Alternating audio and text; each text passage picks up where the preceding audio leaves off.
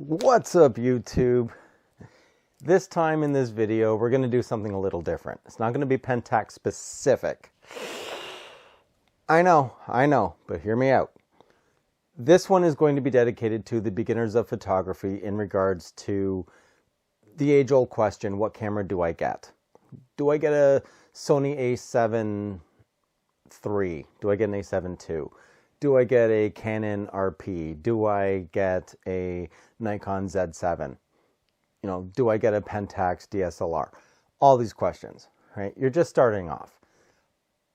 Not everyone's going to agree with what I'm about to say, but I've been there, I've done that, and some of my greatest images actually are from a camera that may be a surprise to some people. Does the camera really make that much of a difference? I'm talking about digital cameras. When you're just starting off learning photography, bridge camera, the phone even, yeah, you're not going to get an award-winning image, so to speak, in regards to using a phone or using a bridge camera. They do have limitations, but in regards to the actual principles of learning photography, there's nothing wrong with those cameras. So instead of spending $1,000, $2,000, you could actually spend a couple $100, $300. And the nice thing about a bridge camera is the zoom range on the lenses. They have an amazing amount of zoom coverage for focal length on the bridge camera lenses. That will actually help you later on down the road because you'll know what actual lengths you generally shoot at. So when you move up to an interchangeable lens camera, you'll have a better idea of what lenses you should actually go for. So you're not actually breaking the bank or spending outside of what you should until you're absolutely ready. So anyway, I'm going to show you images that I've shot from my phone from a bridge camera, namely the FujiFilm HS20 EXR. I actually do miss that camera. That camera did have some pretty nice stuff, and the colors, it did take very, very nice pictures, but I ended up in a position where I was going to be a resident nightclub photographer, and I had to get something that shot better low light images. I'll even go and I'll throw up some of my Pentax K200D photos. It's an old camera. Didn't even shoot video. No video. What? Yeah, the sensor, it just, they hadn't thought of video yet. It's amazing. That even still took decent photos.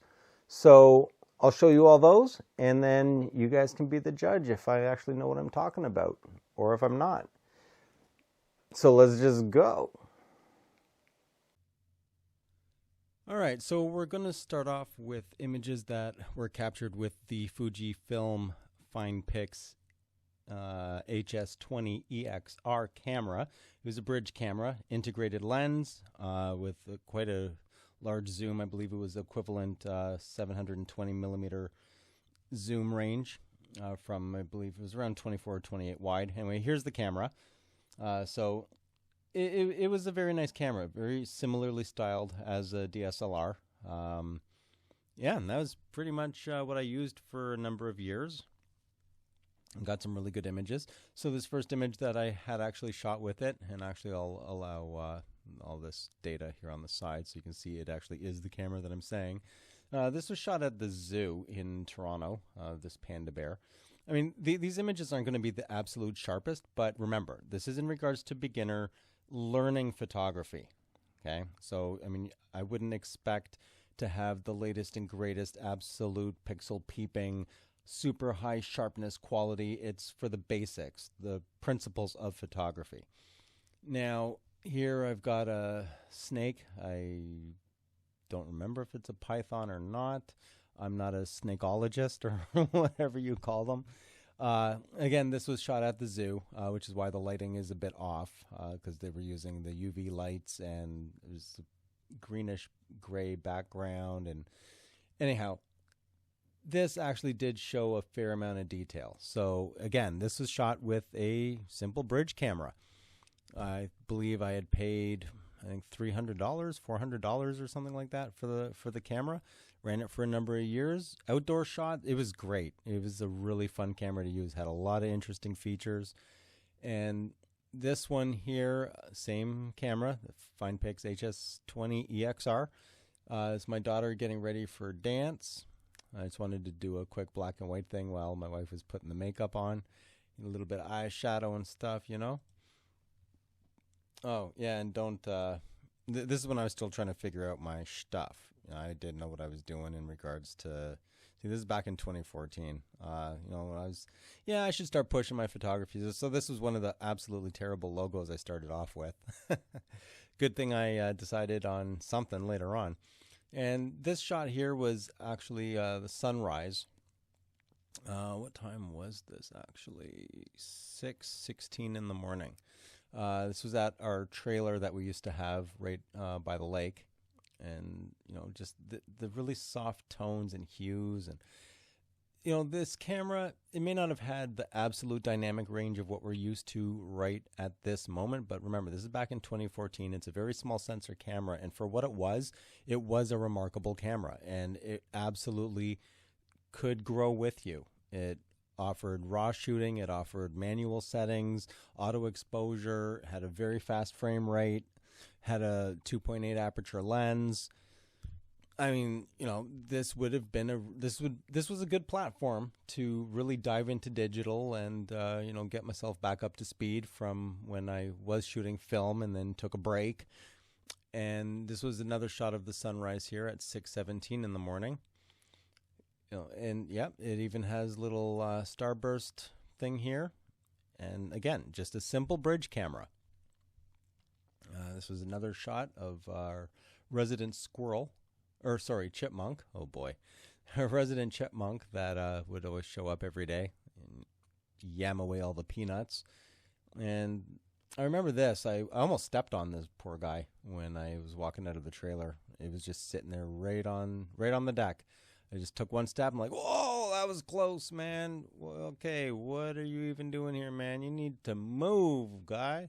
Because we also have 2 dogs, and they were not going to have it. So I had to help this little guy get away so we could hide. And again, this was another shot with the bridge camera. And this shot here was also with the bridge camera. Just converted it to black and white. This was my dog, Mocha, my crazy, insane boxer. And this actually made it to Image of the Week on the FujiFilm Facebook page for a week. I just uploaded the image there. I didn't really think much of it. I was like, yeah, it's pretty cool, black and white, nice. And yeah, made it for Image of the Week, so I was pretty proud of that one. And this is the POW camp from... Oh boy, back in the Nazi days. This is Camp 30, and this is from the inside of one of the buildings, just looking out to the other side of the building. Just kind of like the tones and all the pillars here, and just get that field of view, just leading lines everywhere. Anyway, again, this was shot with the HS20 EXR Fujifilm bridge camera.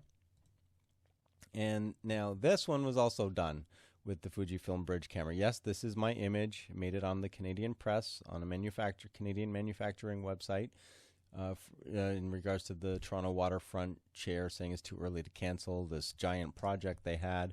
So here's the actual image. And I had shot this actually back in 2012. So yeah, I did have this camera for a while. And as you can see, technology advances, right? So, yes, now we have much sharper sensors and whatnot and, new processing algorithms that are put into cameras. But in regards to the basics, again, bridge cameras, perfectly fine. Point and shoot camera, you can still learn with any of the equipment that you have. You don't necessarily need to go out and spend $1,600, $1,800, $2,000 on something you're just trying to come to terms with or just grasp. Here's another shot with the Fujifilm HS20 EXR, and it's just sunset way back here, and you've got the 2 buildings. Everything's all silhouetted, and it's just the golden hue, just the red, orange, yellow, golden hues coming straight off the sun. Same camera. And now let's get into the phone element of things. So this was with my Huawei P20 Pro phone. And here's some Kenworth trucks. This was across the street from my full-time IT position. And it was actually a Kenworth repair center. So they had a bunch of matching trucks sitting outside. I was like, actually, that'd be pretty cool. I'm going to take a shot of that. Just wish there wasn't so much mud on this one truck's tires. But, you know, it's a shot that was shot as is, documentary style, with a phone. That's it. So, yeah, you know, even with a phone, still doesn't matter. This was also done with the same phone. Just wanted to see how well it would actually do for macro type stuff. Nothing wrong with it whatsoever. And this was also done with the Huawei P20 Pro. So, you know, and I don't know if you can see this here, CLTL04, that's the Canadian version of the P20 Pro. This is the actual model number. I guess in every region it's a different model number. So this I had actually shot using night mode. So it takes a bunch of different shots, stitches everything together, realigns it, captures highlights, shadows, midtones, everything, combines all of it together. You know, I really, really, really wish that whatever whiz-bang gadgetry software algorithms they have in phones would be absolutely implemented into DSLR cameras, especially for Pentax, because that's what I shoot.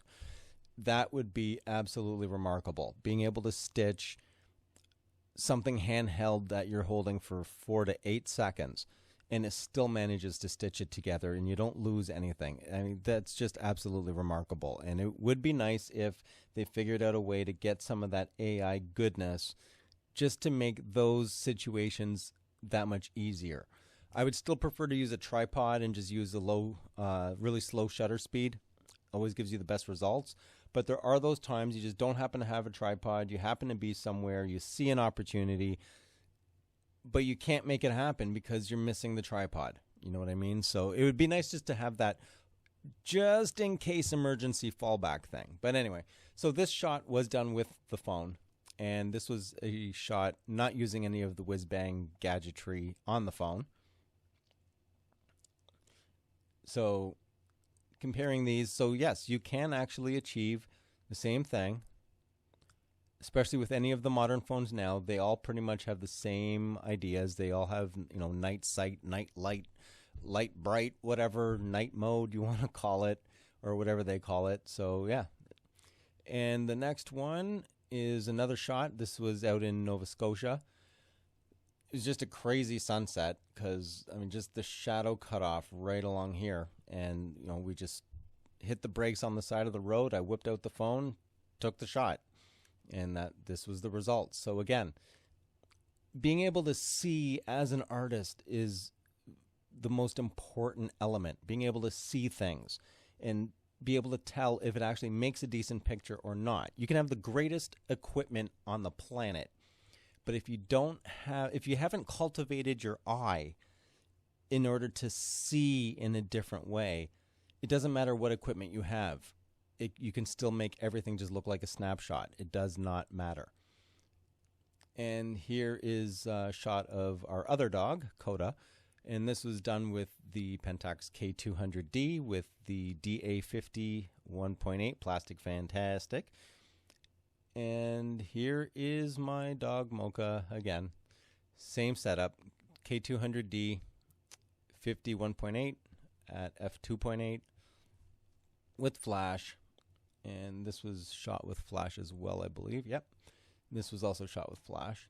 And again, so, you know, this is an older camera. I mean, it is an older camera, 10 megapixels.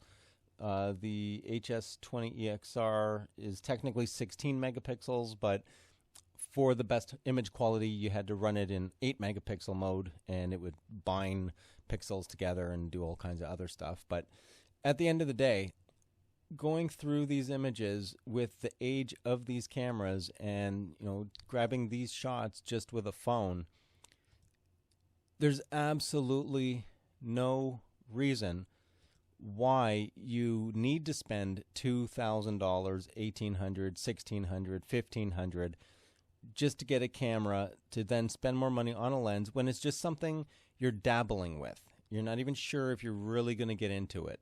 And I know when people ask on forums and whatnot, oh, I'm just getting into photography, what should I get? Everybody starts going Canon, Canon RP, Canon R5, R6, Nikon Z, Sony A7 III, but look at the actual amount of pricing that you'd be having to dish out just to get a feel for if it's something you want to do. I mean, I just wanted to kind of reiterate this whole element in regards to,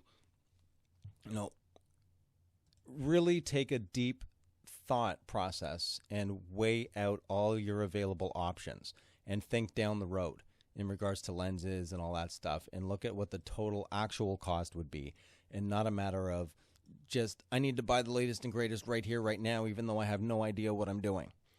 Some people may agree with me, some people may not, but it is what it is. These are my thoughts. So, there you have it.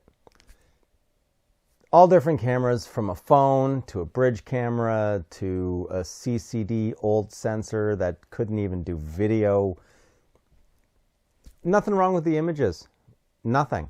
Absolutely nothing. Once you understand the principles of photography. So back to what I was saying at the beginning of the video. Do you really need to go spend that much money to get the latest and greatest just when you're starting out? Absolutely not. I would suggest that you save some money. You don't have to get a bridge camera, but you also don't need to get a higher end camera right away. As I said in one of my previous videos, you don't even know if this is something you're going to be sticking with. You're just starting out. Baby steps, It's like when you get your first car, generally speaking, you don't start off with a Lamborghini. You start off with a Toyota Corolla. And then as your skills get better, then yeah, you can get a nicer, more powerful car, right? But you got to start and work your way up, That's just my thoughts on the whole thing. You can agree with me or disagree. It's more of sort of an opinion piece, but the images speak for themselves. And with that said, if you like the video, leave a like. If you haven't already, please do subscribe. Helps me out. If you'd like to support the channel, I leave that information at the bottom of the description. If you have any questions or comments, leave them down below, and you will see me on my next video. And I don't know why I keep looking over there. There's nothing over there. Anyways, I'm out.